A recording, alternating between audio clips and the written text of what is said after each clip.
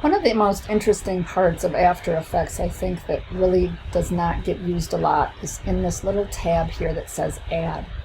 And there's a lot of different features in here that you can take advantage of. But one that's kind of interesting is called Repeater. And this is an easy way to be able to repeat an item. You can declare how many times you want it to repeat. You can do the offset of how far away from the anchor point if you want it to repeat to the right or the left.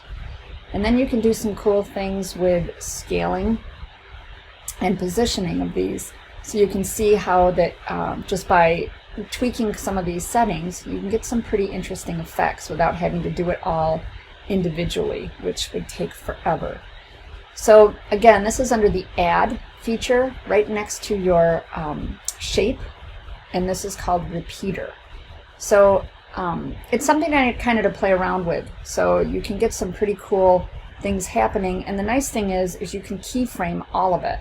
So you can have it start to be from one shape that can go into as many as you want. You can keyframe colors. You can keyframe the actual shape that you're working with. You could go from a square to a circle. You can do effects, whatever. So it's really pretty powerful as long as it's used correctly, and it's used in moderation too. You don't want to have a whole composition just of things repeating.